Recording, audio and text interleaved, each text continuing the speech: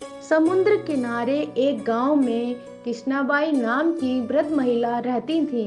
वह भगवान श्री कृष्ण की परम भक्त थी। वह एक झोपड़ी में रहती थी। कृष्णाबाई का वास्तविक नाम तो सुखिया था, पर कृष्णा भक्ति के कारण गांव वालों ने इनका नाम कृष्णाबाई रख दिया था। घर घर में झाड़ू पोंछा बर्तन और खाना बनाना ही इनका काम था। कृष्णाबाई रोज फूलों की माला बनाकर दोनों समय श्री कृष्ण जी को पहनाती और घंटों घंटों कान्हा से बात किया करती। गांव के लोग यही सोचते थे कि बुढ़िया तो पागल हो गई है। दोस्तों, अगर आपको हमारी कहानी यहाँ तक अच्छी लगी है तो हमारे चैनल को सब्सक्राइब और कमेंट कीजिए। आगे बढ़ते हैं।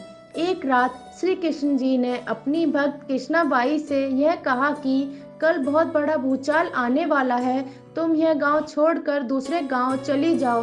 अब क्या था, मालिक का आदेश था तो कृष्णाबाई तो मानती ही। कृष्णाबाई ने अपना सारा सामान इकट्ठा किया और गांव वालों को बताया कि कल सपने में कान्हा आए थे और कह रहे थे कि बहुत प्रलय होगा, गांव छोड़ के पास के गांव में चली जाओ। अब लोग यह कहाँ उस बूढ़ी पागल की बात मानने वाले थे। जो सुनता वही जोर जोर के ठाके लगाता। इतने में बाई ने एक बैलगाड़ी मंगाई और अपने कान्हा की मूर्ति ली और सामान की गठरी बांधकर गाड़ी में बैठ गईं और लोग उसकी मूर्खता पर हंसते रहे। बाई जाने लगी। अपने गांव की सीमा पार कर अगले गांव में प्रवेश करने ही वाली थी कि उसे कृष्णा जी की आवाज आई, अरे पगली, जा अपनी झोपड़ी में से वह सुई लेकर आ जिससे तू माला बनाकर मुझे रोज पहनाती है। यह सुनकर बाई बेचैन हो गई और तड़प गई कि मुझसे ये भारी भूल कैसे हो गई। अब वह कान्हा की माला कैसे बनाएंगी। उसने गाड़ी वाले को वहां रोका और बदहवास अपने झोपड़ी की तरफ भागी।